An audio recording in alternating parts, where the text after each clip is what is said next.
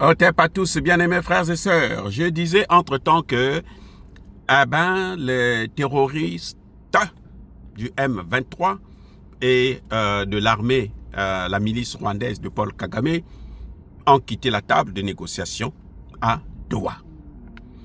Les négociations de Doha, c'est à la demande de Paul Kagame.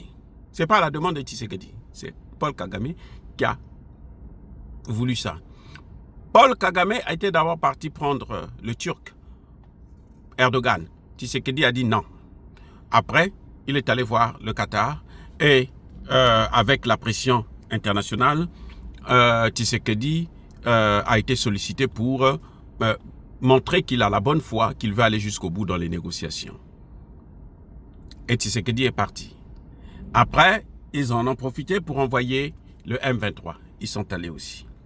Et le M23 est parti. Aujourd'hui, le M23 sort de la table des négociations. Ah oui, il quitte la table. Raison invoquée, le gouvernement congolais ne fait pas ce qu'eux, ils demandent. Le gouvernement congolais n'a même pas fait un début du commencement de leurs revendications. Le gouvernement congolais devrait se soumettre à certaines de leurs revendications. Oh, vous avez des revendications? Vous venez vous occuper là. Imaginez, vous, monsieur, madame, vous qui m'écoutez là. Vous êtes chez vous, c'est votre maison, que vous louez ou que vous êtes propriétaire. Mais c'est vous qui habitez là, avec votre famille. Il y a quelqu'un qui vient, qui prend une chambre par la force. Il dépèce un de vos enfants et puis il s'assoit dans votre chambre. Maintenant, vous amenez le problème au niveau du quartier. Le chef de quartier dit, mais il y a quelque chose qui ne va pas. Pourquoi? Qu'est-ce qui se passe? Il faut arranger ça. Vous vous dites que pour arranger ça là, il faut qu'il me donne la deuxième chambre. Il faut qu'il me laisse dormir une fois dans son lit avec sa femme. Ou bien, si c'est une femme, il faut qu'il me laisse dormir, que sa femme me laisse dormir avec son mari une fois dans sa chambre. Mesdames, mesdemoiselles et messieurs, mon frère, ma soeur, est-ce que vous allez accepter ça? Est-ce que vous pensez que lui qui est venu par effraction dans votre maison a des recommandations, a des demandes à faire, a le droit de vous demander de faire quelque chose avant que lui, il ne sorte de votre maison? S'il dit, moi, je dois d'abord coucher avec votre mari ou avec votre femme avant de sortir d'ici et de vous laisser avec un corps dans les bras, que vous allez continuer à pleurer, vous allez accepter ça. C'est un peu le cas de M23 et de Paul Kagame. Ils viennent, ce sont tous des Rwandais, même ceux qui ont la nationalité congolaise, là, comme les Bissimois, les Kabila, les Katami, les Katumbi, tout ce monde-là, ce ne sont pas des Congolais. Ils ont pris la nationalité congolaise par la force, par l'obligation. Et puis, maintenant, ils disent, nous avons de retirer 50% de nos troupes, même pas 100%, 50%, la moitié de nos troupes qui sont sur votre sol, vous devrez d'abord accepter de nous prendre dans votre gouvernement et dans votre armée. C'est ce que le M23 demande à Tshisekedi. Cette fois-ci, Tshisekedi a dit, vous n'aurez même pas une goutte d'eau venu de mon sol. Vous ne voulez pas partir? Vous pouvez y rester. Mais nous allons vous faire partir par la force. Nous allons mettre les moyens pour vous faire partir. Voilà ce que Tshisekedi a dit. Vous avez l'obligation de quitter, de sortir d'ici. C'est la communauté internationale qui a décidé et moi je veux l'appliquer. Si vous ne partez pas, nous allons prendre des dispositions. C'est ce que les Wazalendo sont en train de faire. De toutes les façons, les Wazalendo, ils n'étaient pas à la table de négociation. Tout ce qui est négociation, les Wazalendo ne sont même pas là. Ils n'entendent même pas ce qu'il y a. Ce n'est pas leur problème.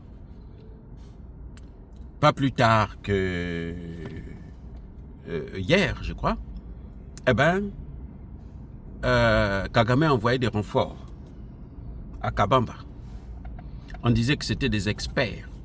C'était une force spéciale, formée aux États-Unis, en Israël et partout en Europe, en Occident. Et qu'est-ce qui s'est passé? ils ont été désarmés par des gens qui n'ont pas une formation militaire, c'est-à-dire les Wazalendo. C'est pour vous dire.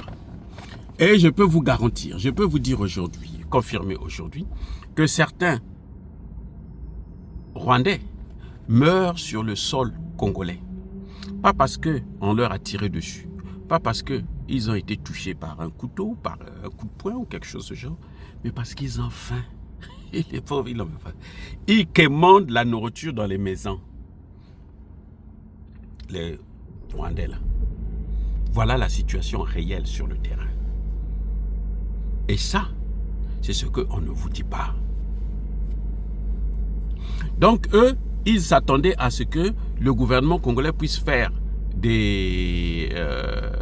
puisse être complaisant avec eux. Donc, ils se disent que, oh, les 18 millions qui sont morts là, les 15 000 qui sont morts le premier jour à Goma seulement, 15 000, en un jour, 2 jours seulement. Tout ça, c'est rien, c'est parti. Le Congo a déjà oublié, parce que ce n'est pas des êtres humains. Mais attendez, soyons sérieux. Ils rigolent ou quoi, ces gens-là? Le M23, Kagame, Kabila, Katumbi, tout ce monde-là, ils n'ont aucune revendication à faire. Parce qu'ils ont pris les armes pour s'attaquer à un État souverain. Alors, l'État doit aussi prendre les moyens. Quand j'entends les gens dire que ce conflit ne peut pas être réglé par les armes, c'est faux. C'est faux. Mais comment ça se passe en Russie? C'est pas par les armes. Hein? C'est pas par les armes. On ne peut pas négocier quand quelqu'un a une arme. Comment vous allez négocier avec quelqu'un qui a l'arme à la main?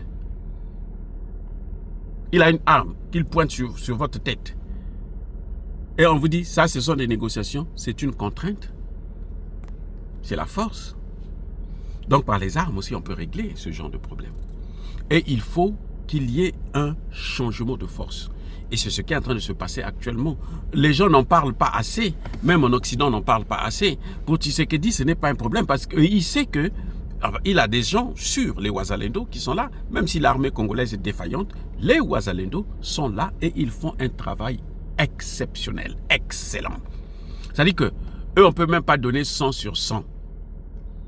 Et c'est 200, 1000, 2000 sur 100. Parce qu'il faut un travail, mais ils sont merveilleux, je les adore. Je les adore. Les Wazalendo, je les adore. Bref, en tout cas, les criminels quittent la table de négociation. Mais en fait, c'est un jeu qu'ils ont toujours fait. Hein? Vous voyez, ça fait 30 ans qu'ils continuent comme ça. On va négocier. Et quand ils négocient, tout ce qui est négociation pour Kagame, c'est l'obligation du gouvernement congolais de recruter les Rwandais dans son armée et dans son administration. Leur donner des grands postes de ministres, de directeurs de ceci, de directeurs de cela.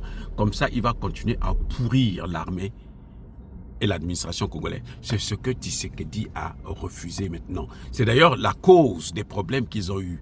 Depuis que Tshisekedi a dit non, mais attendez, chaque fois qu'on négocie, il faut prendre des gens et puis ils appellent ça brassage, mixage. Ça ne passera plus. Kagame et Kabila le faisaient avec Kagame parce que Kabila était aussi rwandais. Mais Tshisekedi est congolais. Tshisekedi ne peut pas passer son temps, prendre lui aussi, faire comme Kabila a fait. Vous avez vu que aujourd'hui, les Américains critiquent les accords avec la Chine en faisant croire que la Chine n'a pas respecté les accords. Non, la Chine a respecté les accords. La Chine a déversé beaucoup d'argent. C'est ce qui a permis à ce que Kabila puisse être riche. Et Kabila, quand il prenait cet argent, qu'est-ce qu'il faisait? Il partait investir au Rwanda, en Tanzanie, ou dans les pays là où africains qui le soutiennent. Aujourd'hui, c'est pour ça que ces accords ont échoué. Voilà. Donc eux, ils voulaient encore que Tshisekedi aussi accepte cette bêtise.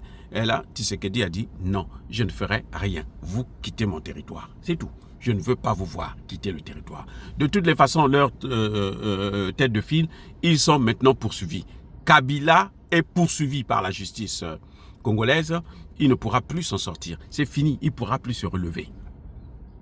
Il peut aller rester au Rwanda. De toutes les façons, au Rwanda, il est chez lui. Il n'a qu'à rester là-bas. Et tant mieux. Voilà. Donc, enfin, nous saluons encore une fois de plus l'attitude du gouvernement congolais, de la RDC, vis-à-vis de ces brigands, de ces bandits. On n'a rien à leur céder, on n'a rien à leur donner. C'est à eux de faire des concessions, c'est à eux de reculer, c'est à eux de se retirer de la RDC et laisser le Congo évoluer. Ils n'ont qu'à aller gérer leur Rwanda, pauvres comme eux-mêmes. Ils sont pauvres comme leur...